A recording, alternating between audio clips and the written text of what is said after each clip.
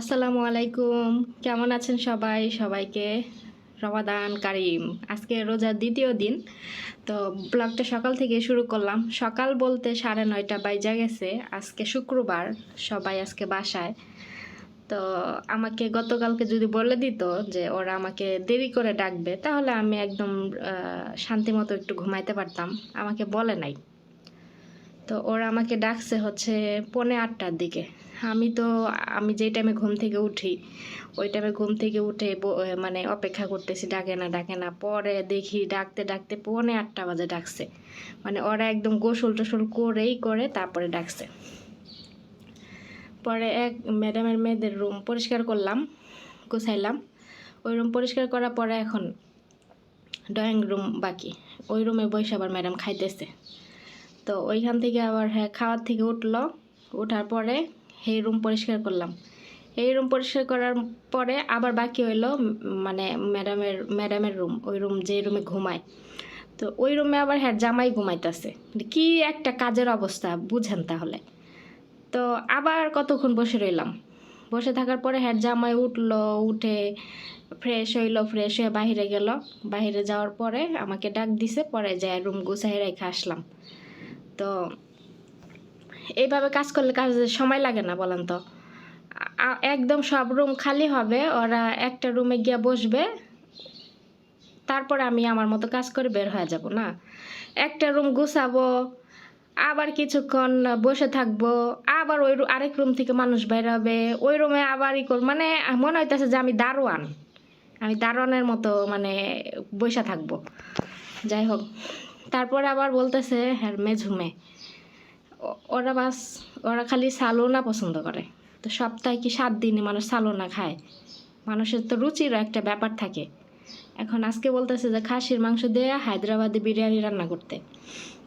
তো এই বিরিয়ানি রান্না করতে বলছে, এর মধ্যে আবার বলতেছে যে হ্যাঁ মেঝুমের জন্য আলাদা স্যুপ রান্না করতে। আবার দুপুরে ম্যাডামের জন্য মুরগির মাংসের স্যুপ রান্না করব।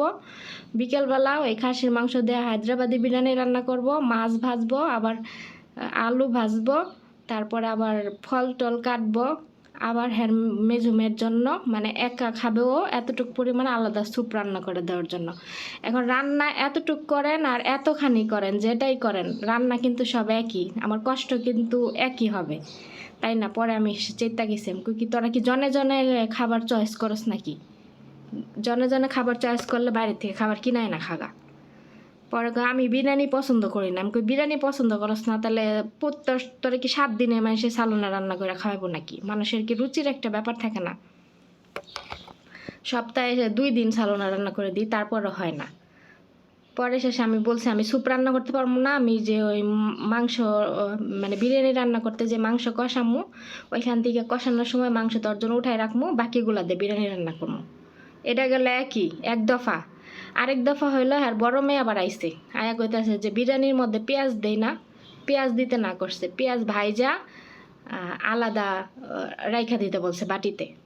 এখন আমার কফিলে আবার পেঁয়াজ ভাইজা বিরিয়ানির উপর দিয়ে দিলে উনি আবার ওইটা পছন্দ করে, কিন্তু হ্যাঁ মেয়েরা আবার ওইটা পছন্দ করে না। এখন হেরা আবার ওইটা মানে পছন্দ দেখে না, একজনের এক রকম পছন্দ। এখন সবাই কি পছন্দ মতো কি আমার একা রান্না করে কাজ করা সম্ভব? কখনোই সম্ভব না। পরে চেষ্টা গেছি, পরে সে গেছে গা মানে পায়ে গেছে একটা। তারপর আরেকটা কথা শেয়ার করি, সেটা হচ্ছে প্রতিদিন তো ওরা স্কুলে চলে যায়। তো সকালবেলা আমাকে আমার ম্যাডাম 8টার দিকে ঘুম থেকে উঠা তারপরে ওই বাচ্চা আমার কাছে দিয়ে উনি গোসল করে। তো যখন বাচ্চা আমার কাছে দেওয়ার পরে আমি তো এমনি কাজকর্ম করি, অর্ধেক কাজ হয় তখন আমাকে ডাকে, বাচ্চা দেয়, পরে আমি অর্ধেক কাজ ফালাই রেখে বাচ্চা নেই নিয়ে বাকি অর্ধেক কাজ উনি ফ্রেশ হয়ে বেরোইলে করি। তো উনি প্রতিদিন আমাকে যখন বাচ্চা দেয় তখন বলে কি ফ্যান ছাড়তে না করে, যে বাচ্চা ঠান্ডা লাগবে। ঠিক আছে, ফ্যান ছাড়তে না করে আমি ছাড়ি না, আমার দরকার নাই, কারণ এখন যে গরম পড়ছে এই জায়গায় বুঝছেন, মানে ফ্যান তো দূরের কথা, এসি ছাড়াই থাকা যাচ্ছে না। আর ফ্যান তো যাই হোক, ও ছোটো বাচ্চা ঠান্ডা লাগতেই পারে, আমি ছাড়ি না। ফ্যান বন্ধ করে উনি ফ্যান বন্ধ করে রেখে যায়, আমি আর ফ্যান সুইচ মুইচ হাত দা ধরিও না, ছাড়ি না। আমার অনেক গরম লাগে, কারণ আমি কাজ করে গেছি, আমার তো গরম লাগবে স্বাভাবিক, তারপর আমি বসে থাকি গরমের মধ্যে। আজকে শুক্রবার, হ্যাঁ মেয়েরা বাসায়, আজকে আর আমাকে বাচ্চা দেয় নাই, এখানে মাংস বের করে রাখছি, এটা হচ্ছে বিকেলের জন্য। এখন আমি এটার দই দিয়া মশলা দিয়ে মাখায়া রাইখা দেবো ফ্রিজের জন্য। আমি সকালবেলায় বের করছি মাংস, নাইলে মাংসটা মশলা দিয়া মাখায় রাখলে বিকেলে যখন বিরিয়ানি রান্না করব মাংসের টেস্টটা ভালো আসবে, এর জন্য রাখলাম। আর এখানে আমি হচ্ছে মুরগি ভিজায় রাখছি, এটা দিয়ে এখন স্যুপ রান্না করে দিব ম্যাডামকে। আর এই থাল বাসন ধুয়ে রাখছি। তো ওই যে দেখেন রান্নাঘরে যে জ্বালানা, এই দুইটা বন্ধ করে রান্না করতে হয়, নাহলে হাওয়া আইসা চুলা জাল কম জ্বলে। কাপড় ধুইতাছি, আগে বাচ্চারগুলো ধুইলাম।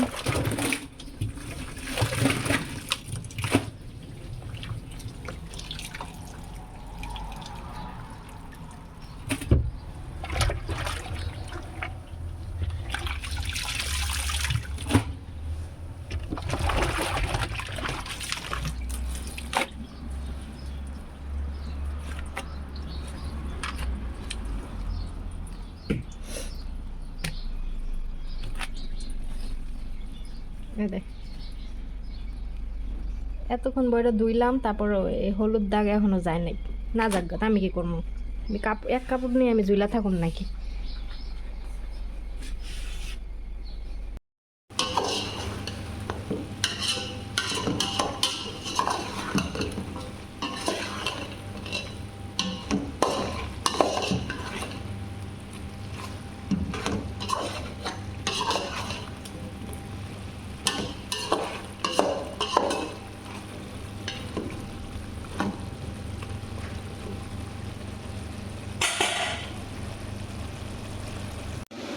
আজকে মুরগির মাংস দিয়ে যে স্যুপ রান্না করতেছি, ওইটা মাংস হাড্ডির থেকে ছাড়াই নাই, হাড্ডি সহ মাংস কাইটা রান্তাছি।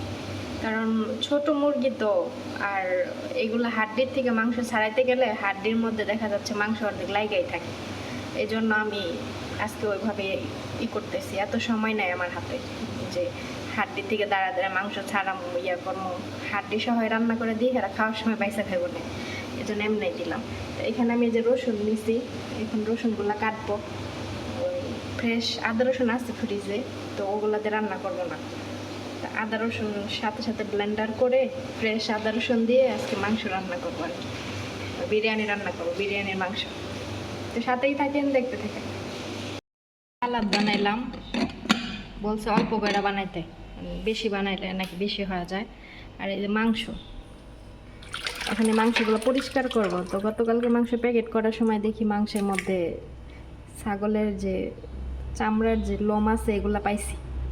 তো এই জন্য এখন একটা একটা করে এগুলা ধুইয়া ধুয়ে পরিষ্কার করব। এটা কাইটা ফেলাই দিতে হবে।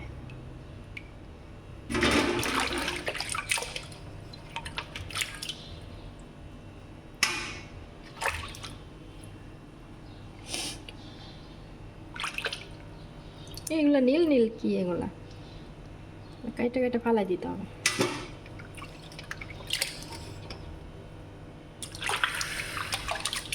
ঠান্ডা পানি,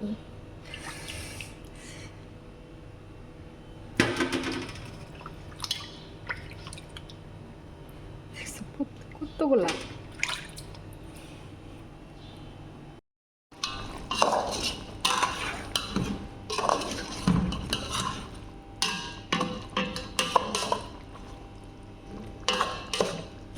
হয়ে গেছে, সরা বা নামাই ফেলবো।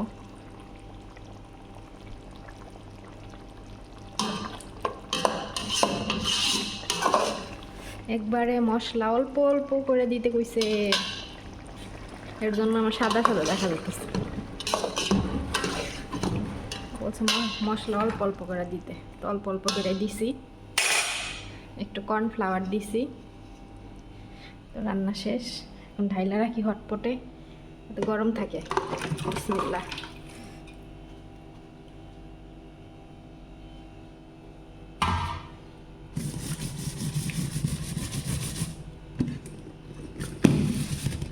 ম্যাডাম, ফয়সাল আর ম্যাডামের ছোট মেয়ে, তিনজনে খাবে।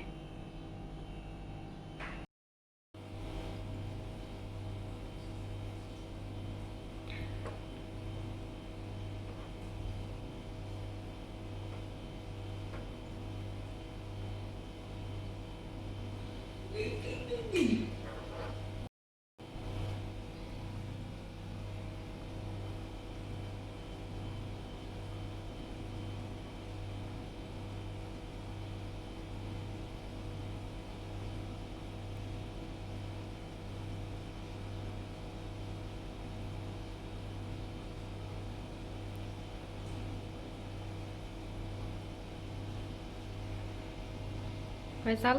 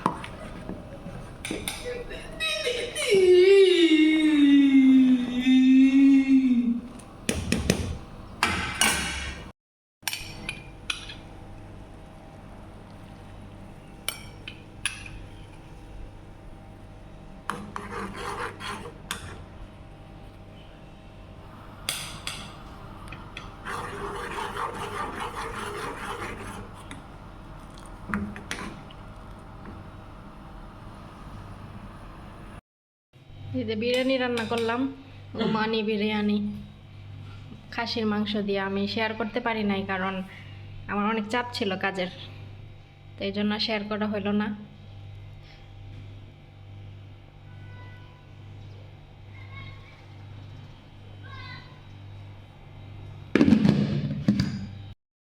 আজকে তেমন কোনো আয়োজন করি নাই।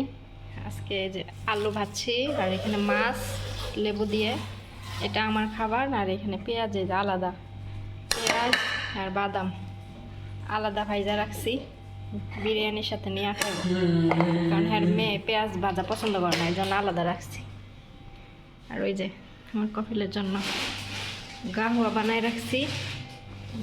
আর এই যে আমার সাথে আছে ফয়সাল, এই ময়লারি নিয়ে যাবো। খালা ফয়সাল